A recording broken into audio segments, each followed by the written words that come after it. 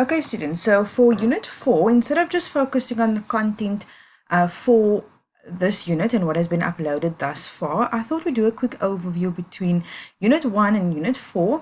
We're not at the end of this course as yet, but Unit 4 and 5 does include and encompass everything that we've covered so far. So to ensure that you're on a good footing for your summative assessment, for your assessments for Unit 5 and the end of Unit 4, and just for us to bring everything together, I thought we'll do a quick video overview. Have a look at some of the things we've covered so far, maybe elements that you have misunderstood, specifically around the bioecological model, because it is a bit of a challenge to really get a grasp on it if you've only done it 1 or 2 times. So we're going to look at some of that, and then we're going to move on to some of the specifics for Unit 4. And you can obviously use this video as you progress and for your summative assessment, just to keep yourself on the same page as the information provided for the unit.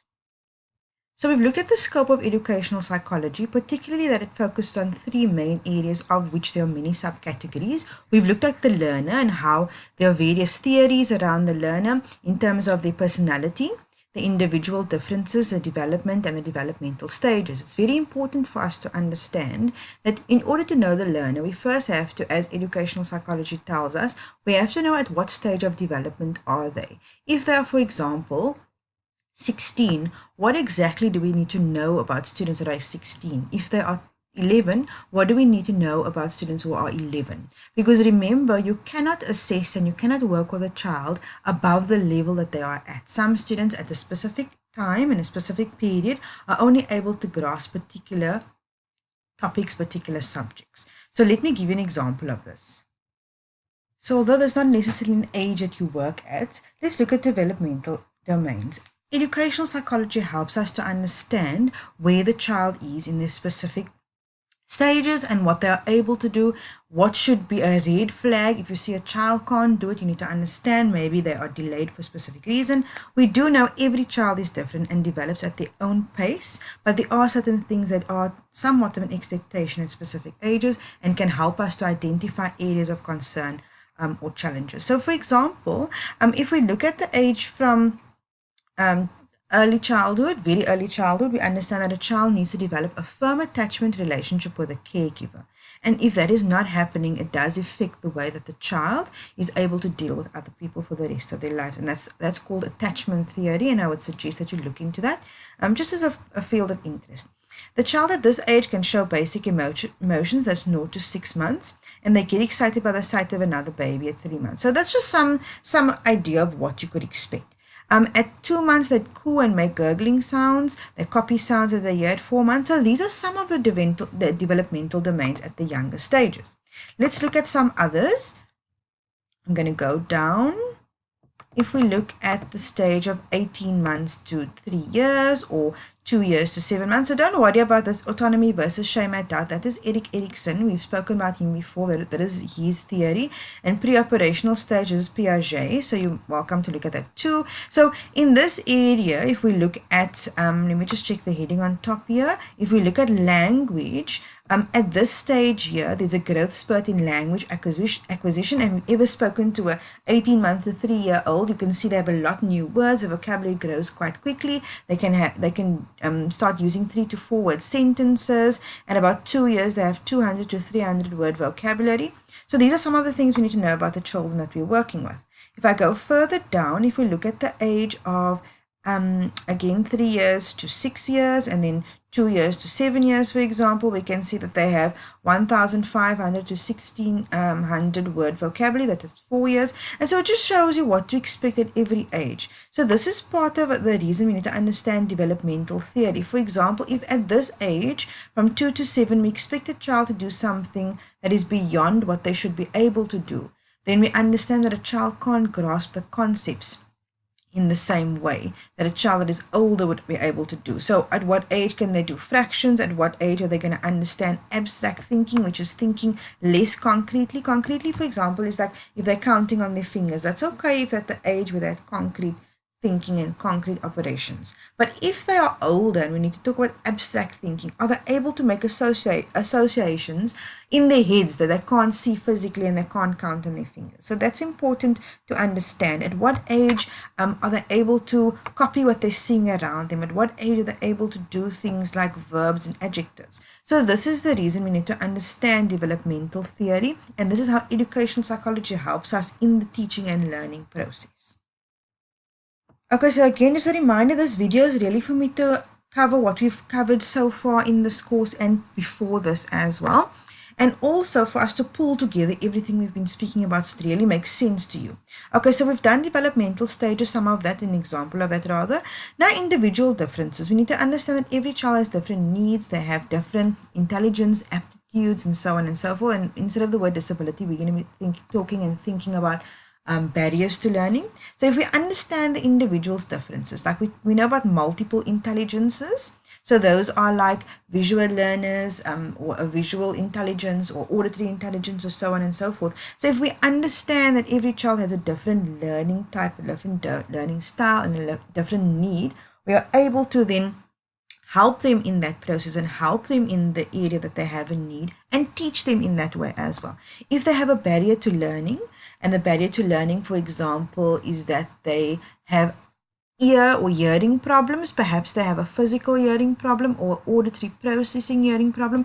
If we know and understand this at the get-go, we know that this child, for example, we need to suggest to the family that they go check their hearing, or we put them right in front. We always stand quite close to them when we're speaking, or we speak slowly so they can maybe read our lips, or they can have time to process what we are saying. We tell them more than once, provide them written instructions. So these are the way you address your individual learner differences. Okay, and it's very important. Also, if it comes to personality, if we understand that a child has a different personality, they could be an introvert, they could be an extrovert, they could be someone that needs time to get to know people. We know that maybe they are a very happy, bubbly child, or more quiet, less bubbly child. It helps us to understand how to work with our students. Also, personality helps us to know when there's a problem. So, for example, if this child is usually very quiet, but suddenly they're very outspoken, or the opposite, then we know something has happened. Oftentimes, and I'm going to use the instance of trauma as an example in this video. If the child experiences a traumatic event, you would see a change oftentimes in their personality. Either if they're very bubbly and talkative, they'll become withdrawn. And sometimes even withdrawn children can become overly excited, more talkative. They almost seem manic or overexcited in the way that they deal with others. So these are all red flags and indicators for us that this child may have experienced something that is difficult for them. Not always. Sometimes children do have sudden changes, or they just feel more confident or more accepted and part of the class, and then they'll change their personality, or their personality will seem to change as well. But remember, at many times in the child's life, they'll still developing their personality. So don't take it just that it's a problem. Just be aware that it could be a challenge for the learner. Okay, so then we also look at the learning process. And so what are the different areas of the learning process we have to understand? And this we did by looking at the theories of learning. We looked at how do they acquire information, how do they reflect on the information, and how are they able to then use that information and apply it in different areas of their learning process. Then we looked at learning situations and strategies, guidance and counseling, educational areas, the vocational areas. So how do we guide and help them to understand what kind of career they need to go into? So really, educational psychology covers all of these areas, and we've touched on it quite a bit. So remember, we are not educational psychologists, but we're trying to understand how educational psychology impacts the learning process. And if we understand this, we're able to understand when a child needs help, how to refer a child, as well as the basis of all the information that we do have about the learning process.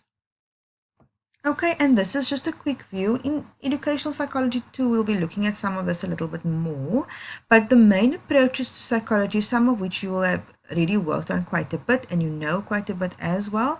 We have 5 that we've been focusing or will be focusing on: behaviorist, cognitive, psychoanalytical, humanistic, and neurobiological. These are some of the theories that we would have looked at or are going to look at. And the main focus is, for example, in this vein over here, the main focus is overt behaviors and stimulus response conditioning. So remember when we spoke about punishment, when we spoke about a child's reaction to the way they are treated in the class, and so on and so forth. Okay, so these are some of the things that we need to understand. In terms of neurobiological, it's important for us to understand the brain makeup and how the things in a child's life affect the way the child's brain develops. For example, I'm going to use trauma again. If a child at the area of development or the time of development is exposed to a lot of trauma, their brain actually develops in a different way. We've spoken about this before. So this then means that a child will always be feeling that they are in a traumatic situation, and they'll always be on high alert. And if you come into the classroom screaming at them and shouting, and it's already going to activate that kind of fight, flight, or freeze response in the child. So they won't be able to learn, because either they are fighting because it's part of the trauma response model. They're either fighting, so it's fight. Flight means they're trying to get away from you and they're trying to get away from the learning situation, or freeze. They basically cannot hear or see anything that's going on because they're so focused on protecting themselves. So this is how we draw together all of the theory that we've been talking about, all of the elements of these different components or different theorists and learning areas. This is how we understand it and draw it all together. Because when the child's sitting in our classroom, we don't think about what has Freud said, what has Carl Rogers said. No. We think about, okay, this child is presenting with a red flag. Perhaps this child has gone through a traumatic experience. Maybe the family has told you about it. So now you understand that if I shout at that child, they're immediately going to turn off. Most children, when you shout at them, they turn off. The best thing for us to do is follow a more humanistic approach. Get down to the child's level, look them in the eye and say, you know what? I know it's a tough day today. I know that maybe you're not feeling too good. Do you want to sit in a corner? Do you want to sit in some classes have what you call a peace corner, and I suggest you research this. A peace corner is is a space for a child just to have a time out, just breathe, take a few minutes, and then they're then able to then progress again. So it's a good idea for us to have a peace corner. I'm gonna talk a little bit about a peace corner in another video that I'm gonna upload as an extra resource. It's a great way to get children to calm down. So anyway, so if you think about all these theories, it seems very confusing, but if you draw to things like under humanistic, about really seeing the child, understanding the challenges they faced with, things about peace corners, if we understand the brain development, this is why we look at theories and approaches to educational psychology, because it does affect the way we are able to then teach our learners.